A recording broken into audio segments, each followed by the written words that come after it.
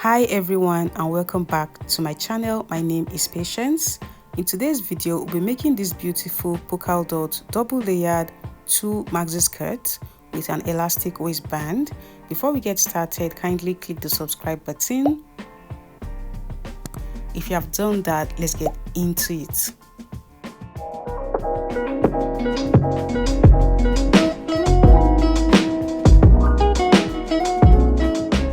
I'll be using this polka dot tool for this tutorial. It is a soft tool and it is 8 yards. I have 4 yards here and another 4 yards because it's a double layered skirt, and I'll be using the satin fabric for the lining. It is 4 yards. The length of my tool is 70 inches. I'll be using this tool to make double layer for this skirt. So this is the first 4 yards. Okay, this is 1, 2, 3 and 4. So this is the first 4 yards.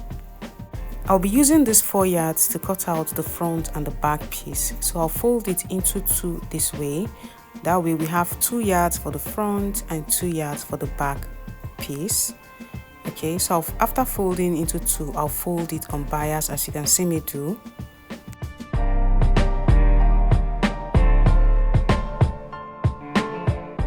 That way I have 4 pieces on fold. Okay, these are the folded edges. I'm going to pin down the opened edges. As you can see, I've pinned it down to keep it in place. I am going to be using my hip circumference on the waist. My hip circumference is 44 inches. I am using my hip circumference because the skirt is going to pass through the hip, and I'll be using an elastic band to give the waist its shape. Okay, so now I'll divide my hip circumference by 3.14 for a half circle. That's going to give me 14 inches. Okay, and I'll be adding extra inches because I'm going to gather the waist. So instead of marking 14 inches, I'm going to add extra 6 inches. So I'll be marking 20 inches round as you can see me do. You can mark more than 6 inches if you want enough gathers on the waist. After doing that, I am going to mark the full length of this skirt. So starting from the waistline, I will mark 42 inches because I want it long. So you can make it long or short, it depends on what you want. So I'll be marking 42 inches round as shown.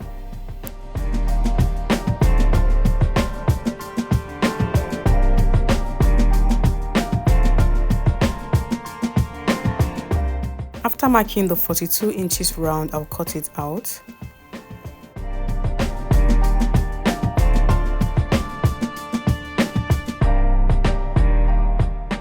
On the waistline here, I'll add ½ inch for sewing allowance.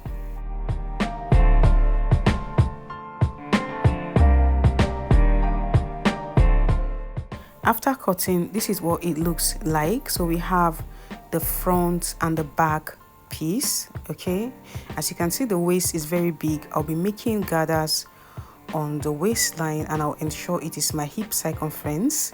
So this is the first layer. I'll be using the same method to cut out the second layer. This is the right side of the first layer. I've gone ahead to cut out the second layer, and this is the wrong side. So I'm placing the wrong side on the right side of the first layer. I'm placing the wrong side of the second layer on the right side of the first layer. Okay, I'll align the waistline this way. I'll also align the edges.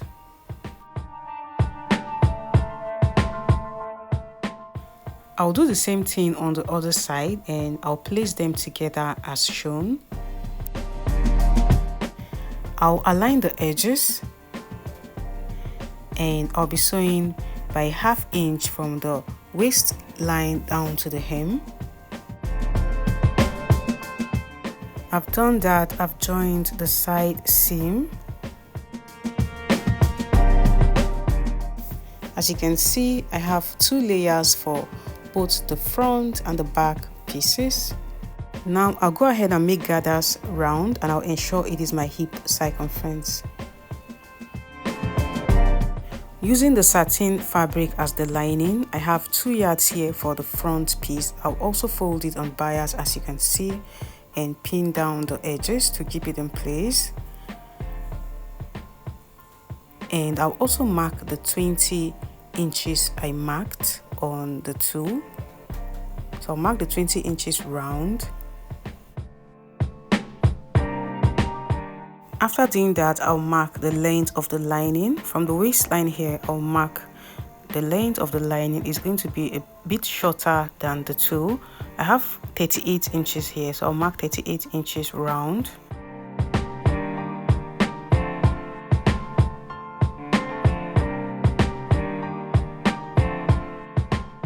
After doing that, I'll cut it out.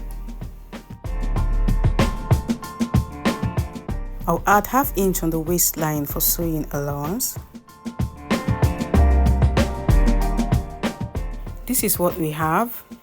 This is the front piece. I'll be using the remaining 2 yards to cut out the back piece using the same method.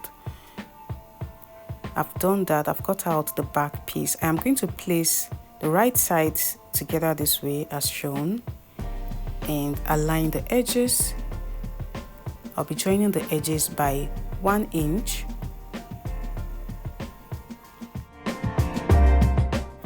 I've done that. I've joined the side seam. The next thing I'm going to do is to make gathers round, and I'll ensure it is my hip circumference, which is 44 inches. I've done that on the tool. I've made my gathers and this is 44 inches round. I've also done the same thing on the lining. This is also 44 inches round.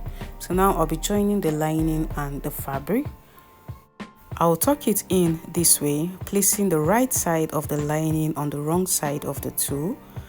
I will align the waistline, align the side seams and sew round by ½ inch. I have done that, and the last thing I'm going to do is to attach the elastic band.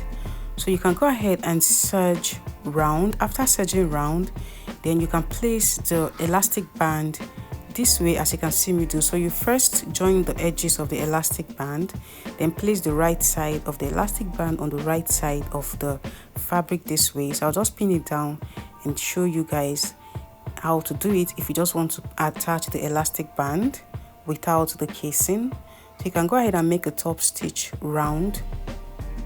So this is what it will look like if you don't want an elastic casing, but I'll be making an elastic casing before I attach my elastic band.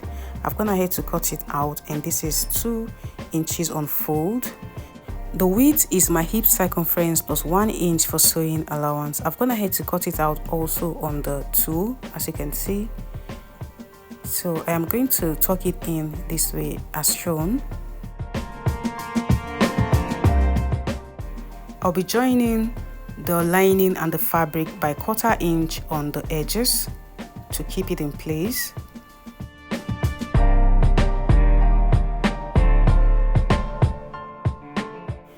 I've done that. I've joined by 1/4 inch on the edges to keep it in place, as you can see. And I've also joined the side seam.